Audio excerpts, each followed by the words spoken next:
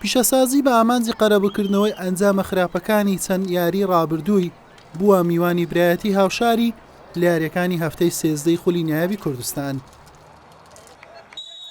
لانیوە یەکەم لە یاریەکی ئازنزم هەردوو تیپ کەمترین دەرفەتی گۆڵیان ڕەخساند. پیشەسازی تا ڕادەیەک لە خاوەن ماڵ باشتر دەمیندرا. ئەم دەرفەتەش بۆ هێمن عەزیز هەڵکەوت تا بربەستی یەکسانی بشکێنێت لە دەستیدا. لانیوەی دەموو لە ناوەڕاستەکەی لا خولەکی 67 محەممەد سەرباز بە لێدانێکی ڕاستەوخۆ توانی بربەستی یەکسانی ببڕێت و برایەتی بە گۆڵی یەکەم لە یاریەکە پێش بخات.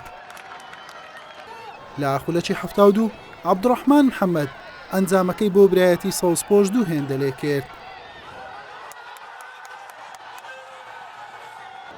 لا خولەکی 83 شەمزین یاسین ئەنجامەکەی لەسەر تیپی میوان قۆرستر کرد و برایەتی کردە خاوەنی گۆڵی سێم. یاریەکەش بە 3 گۆڵی پاک بە سوودی برایەتی کۆتایی هات.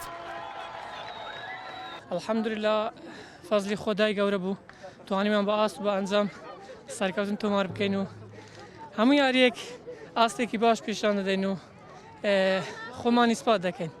بەڵام کێشەمان گۆڵکردنە الحەمدوللا ئەمڕۆ توانیمان بە ئاست و بە ئەنجام لە ڕووی گۆڵکردنەوە شەوە توانیمان نەتیجەکە لە مەسلحەتی خۆمان کۆتایی پێبێنین. نەگەر ئەو تۆپانە فرسانیمە گۆل بیتن بەڕاستی گەمەکەەوە پێچەوانە نابیتن.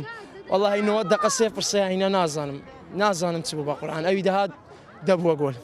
الحەمدوللا دەرەوەی یاریگای خۆشمان و بەس بەڕاستی ئەمە دەبایە ببینەوە خێری تێدا ئینشاڵڵا لە بۆ یاریەکانی داهات و ئینشاڵڵا سەرکەوتو دەبین.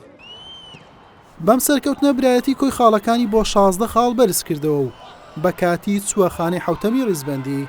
پیشەسازیش بە 17 خاڵەکەی بە کاتی لە خانەی پێنجەمی ڕیزبەندی مایەوە. حوسێن محەممەد کەناڵی پێام هەولێر.